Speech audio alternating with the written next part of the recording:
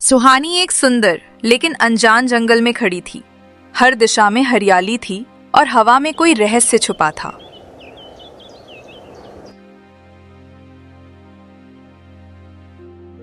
यह तो बड़ा ही सुंदर जंगल है, लेकिन मैं यहाँ कैसे आ गई? तभी एक रंग बिरंगा पक्षी उड़ता हुआ उसके पास आ पहुंचा। उसकी आंखें चमक रही थीं। बहुत जल्दी नियति हम दोनों को मिलाएगी। एक बात याद रखना, मैं वास्तव में अस्तित्व रखता हूं। इस बात को कभी मत भूलना। जब भी तुम्हारे मन के अंदर वीरता और दूसरों के लिए प्रेम जागेगा, मैं तुम्हें सपने में बताऊंगा कि मैं कहां मिलूंगा। मुझे तलाशना। इतना कहकर पक्षी रंग बिरंगी किरणों में बदलकर गायब हो गया।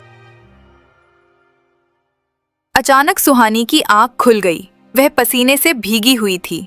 वह दौड़कर अपनी मां सुमन के पास गई। माँ, मैंने एक अजीब सपना देखा। उसमें एक पक्षी था।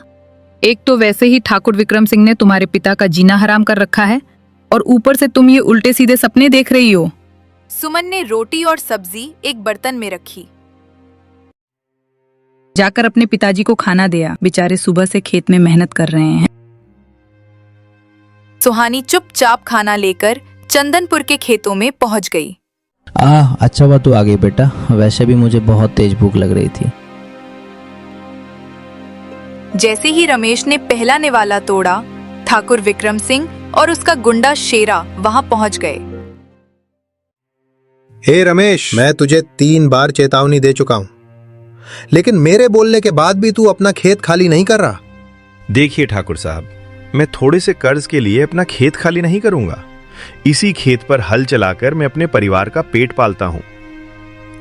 अगर जमीन से इतना प्यार था तो ठाकुर से कर्ज क्यों लिया, और लिया है तो चुकाता क्यों नहीं? मैंने केवल थोड़ा सा कर्ज लिया था, पर ठाकुर उस पर भारी ब्याज लगा रहे हैं, जो धोखा है। मैं तुझे केवल 3 दिन का समय देता हूं। अगर 3 दिन में खेत खाली नहीं किया तो मैं शेरा को खुली छूट दे दूंगा।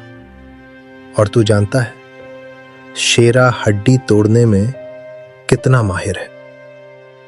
ठाकुर और शेरा वहां से चले गए। रमेश थककर जमीन पर बैठ गया। अपने पिता की हालत देखकर सुहानी की आंखों में आंसू आ गए। पिताजी, हिम्मत मत हारिए। आपको गांव के सरपंच जी के पास जाना चाहिए।